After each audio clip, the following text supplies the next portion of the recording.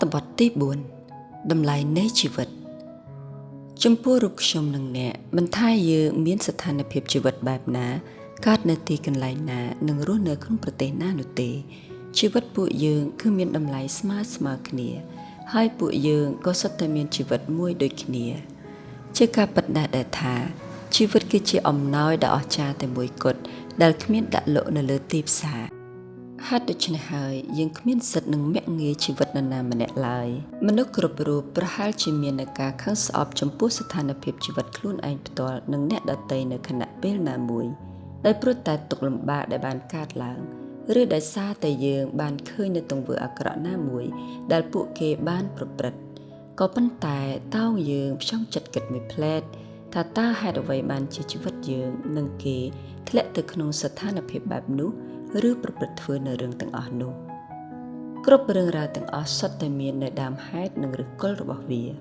គុំងាយនឹងស្អប់នៅអ្វីដែលភ្នែកបានមើលឃើញតែផ្ទុយទៅវិញគួរឈប់មួយផ្លែតហើយគិតឲ្យបានជ្រៅជាងនេះបន្តិចនោះយើងនឹងអាចយល់បាននៅចំណុចណាមួយដែលអាចជួយរំសាយចិត្តពីការខឹងស្អប់ទាំងនោះជាពុំខានយើងអាចបាត់បង់នូវទ្រព្យសម្បត្តិលុយកាក់ការងារនិងរឿងរ៉ាវជាច្រើនផ្សេងទៀតហើយយើងក៏នៅតែមានឱកាសអាចរកវាត្រឡប់មកវិញបាននៅពេលណាមួយដែលយើងត្រូវតែរក្សាជីវិតឲ្យគង់ជាមុនសិនក៏ប៉ុន្តែបើជីវិតបាត់បង់ទៅហើយនោះយើងគ្មានមធ្យោបាយនឹងអាចយកវាត្រឡប់មកវិញបាននោះទេជីវិតមានភាពសំខាន់ជាងអ្វីៗទាំងអស់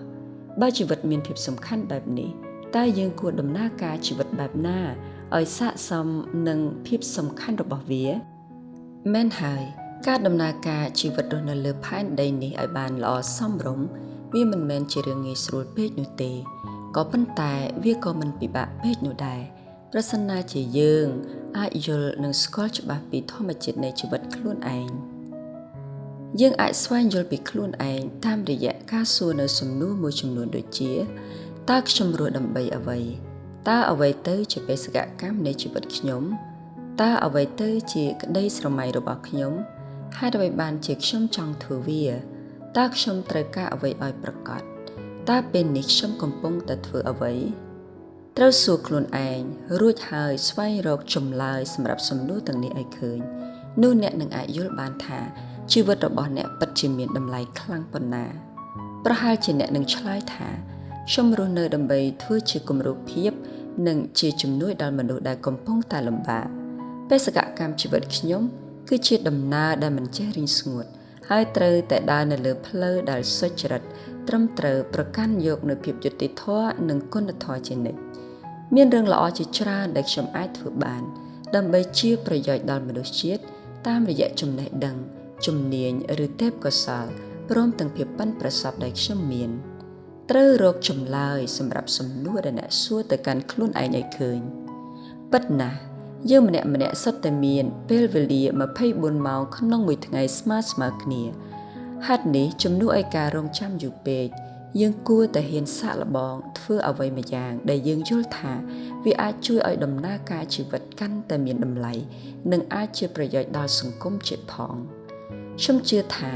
ចំពោះអ្នកនិងខ្ញុំពួកយើងសុទ្ធតែមាននូវភាពប៉ិនប្រសប់រៀងខ្លួន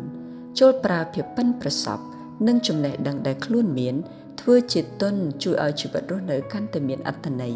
និងអាចក្លាយជាគំរូភាពដល់មនុស្សជំនាន់បន្តទៀត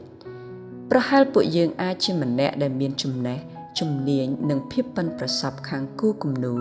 ភាសាបរទេសអក្សរសាស្ត្រជាតិខាងបច្ចេកវិទ្យាកសិកម្មឧស្សាហកម្មបង្រៀនព្យាបាលផ្លូវកាយផ្លូវចិត្តប្រឹក្សាយោបល់ផ្សេងចម្អិនម្ហូបអាហារជួសជុលសាងសង់បង្កើតវីដេអូថតរូបតែងនិពន្ធនិងចំណេះដឹងផ្សេងឬក៏អាចជាម្នាក់ដែលមានទ្រព្យសម្បត្តិឬធនធានជាច្រើនយើងអាចប្រើប្រាស់ចំណេះដឹងជំនាញនិងធនធានទាំងនោះធ្វើជាទុនដ៏សំខាន់ក្នុងការដំណើរការជីវិតរបស់យើងឲ្យរឹតតែមាននូវគុណតម្លៃដែលស័ក្តិសមនឹងជីវិតដែលបានផ្ដល់មកយើងម្នាក់ចំពោះគុណតម្លៃនៃជីវិតនេះផងដែរវាទាល់តែយើងម្នាក់ចេះប្រើប្រាស់វាដើម្បីជាប្រយោជន៍ក្នុងផ្លូវត្រឹមត្រូវនិងមានគុណធម៌សម្រាប់ខ្លួនឯងផងនិងអ្នកដទៃផងលើពីនេះទៅទៀតនោះបើសិនជាអាច គឺសម្រាប់មនុស្សជាតិទាំងមូលផងដែរនៅទីបំផុតនៃជីវិតរបស់យើងម្នាក់ៗគឺមិនអាចយកអ្វីទៅជាមួយទាំងអស់ពោលគឺយើងមកបែបណាយើងទៅវិញក៏បែបនោះដែរមានជីវិតត្រូវប្រព្រឹត្តធ្វើនៅរឿងដែលត្រឹមត្រូវនិងជាប្រយោជន៍ដល់គ្នាទៅវិញទៅមកនោះជាការប្រសើរហើយចុងក្រោយទោះបីរូបកាយត្រឡប់ទៅជាដីវិញក៏ពិតមែនប៉ុន្តែគេឈ្មោះល្អនិងគេឈ្មោះអសោចនៅដក់ជាប់ក្នុងការចងចាំរបស់អ្នកដែលនៅរស់ឬអនិច្ចជនចំនួនក្រោយជានិច្ចពេលណាយើងធ្វើរឿងល្អប្រហែលជាយើងអាចនឹងខាតបង់ខ្លះនៅរបស់ដែលយើងអាចមើលឃើញក៏ប៉ុន្តែគុណតម្លៃនៃជីវិតនឹងមានការកើនឡើងជានិច្ចខាតតែក៏ចំណេញគឺចំណេញគេឈ្មោះល្អនិងគេទៅយកដល់ជីវិតនឹងដួងព្រលឹងព្រមទាំងមានសេចក្តីសុខគឺសេចក្តីសុខដែលកើតចេញពីការប្រព្រឹត្តធ្វើនៅអំពើល្អរីឯផលចំណេញដែលលើសពីនេះទៅទៀតនោះគឺយើងអាចជួយឲ្យអ្នកក្រមានហូបគ្រប់គ្រាន់អ្នកងារអាចក្លាយជាអ្នកជាអ្នកជំងឺអាចមានសុខភាពល្អឡើងវិញអ្នកគ្មានចំណេះដឹងឬជំនាញអាចមានចំណេះដឹងជំនាញយកទៅប្រើប្រាស់ជាប្រយោជន៍ដល់ជីវិតការទាំងអស់នេះហើយគឺជាផលផ្លែនៃសេចក្តីល្អហើយផលផ្លែនេះទៀតសោតវាជាហេតុផលដែលធ្វើឲ្យជីវិតកាន់តែមាននូវគុណតម្លៃត្រូវហើយគុណតម្លៃនៃជីវិតនេះផងដែរគឺមិនអាចយកទ្រព្យសម្បត្តិមកវាស់វែងបានឡើយផ្ទុយទៅវិញវាស្ថិតលើទង្វើនិងការប្រព្រឹត្តដោយសុចរិតឬធ្វើខ្លួនជាគំរូភាពនិងជាប្រយោជន៍ដល់គ្នាទៅវិញទៅមក